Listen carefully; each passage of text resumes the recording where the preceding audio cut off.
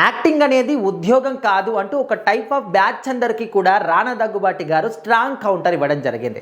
So ఈ మధ్య కాలంలో మనము సినిమా ఇండస్ట్రీలో చూస్తూ ఉన్నాం, వర్కింగ్ అవర్స్ గురించి చాలా మంది కూడా మాట్లాడుతూ ఉన్నారు. అంటే మేము సర్టైన్ అవర్స్ మాత్రమే పనిచేస్తాము, ఈ ఒక 2 గంటలు మాత్రమే పనిచేస్తాము, 6 గంటలు మాత్రమే పనిచేస్తాము, ఈ విధమైనటువంటి రూల్స్ అండ్ రెగ్యులేషన్స్ ఉండాలి, ఈ యొక్క కండిషన్స్ ఉండాలని చెప్పేసి వాళ్ళకి నచ్చినట్టుగా వాళ్ళు రూల్స్ పెట్టుకోవడం, వాళ్ళకి నచ్చినట్టుగా వాళ్ళు మేము చేస్తాము, అప్పుడే వస్తాము, ఇప్పుడే పోతామని చెప్పడం. సో ఇలాంటి ఎక్కువగా మనం చూస్తూ ఉన్నాం.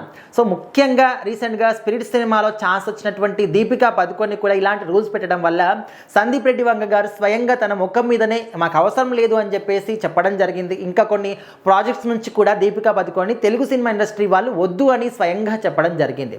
సో ఇక్కడ ఉన్న వాళ్ళు కూడా చాలామంది యొక్క వర్కింగ్ అవర్స్ గురించి మాట్లాడుతూ ఉన్నారు. సో ఇది ఏది ఒక ఐటీ కంపెనీలో చేసినటువంటి జాబ్ కాదు, మీకు ఇస్తున్నటువంటి ఒక ప్రాజెక్టు కాదు.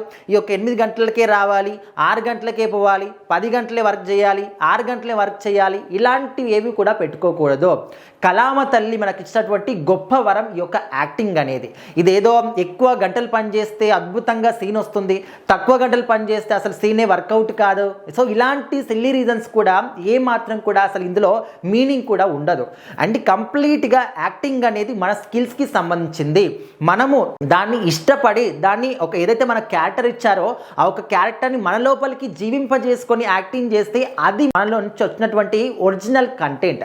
సో మరి అలాంటి వాటిని మేము ఇప్పుడు ఈ వర్క్ అంటే ఈ అవరే రావాలి, ఈ అవర్లో చేస్తేనే ఆ సీన్ అద్భుతంగా వస్తుంది. సో ఇలాంటివన్నీ కూడా వద్దు అని చెప్పేసి రానా దగ్గుబాటి గారు చెప్పడం, అండ్ ఆయనకు తోడు దుల్కర్ సల్మాన్ గారు కూడా మాట్లాడడం జరిగింది ఈ యొక్క వర్కింగ్ అవర్స్ గురించి.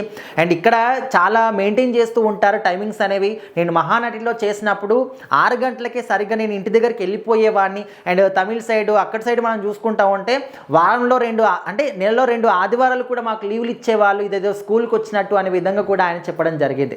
సో మొత్తం మీద ఈ యొక్క సినిమా ఇండస్ట్రీ కళామ తల్లి అనేది అందరికీ కూడా ఎంతోమంది 100ల మందికి జీవితాన్ని ఇస్తూ ఉంది, 100ల మందికి ఒక ముద్ద అన్నం పెడుతూ ఉంది.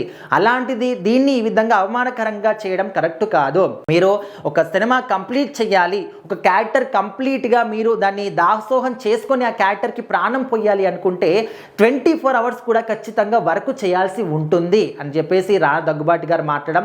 ఖచ్చితంగా చాలా మంది కూడా ఈ యొక్క మాటలకి సపోర్ట్ చేస్తూ ఉన్నారు. మరి మీరేమనుకుంటున్నారు ఈ యొక్క వర్కింగ్ అవర్స్ గురించి, ఇండస్ట్రీ గురించి? ఖచ్చితంగా కామెంట్ చేయండి.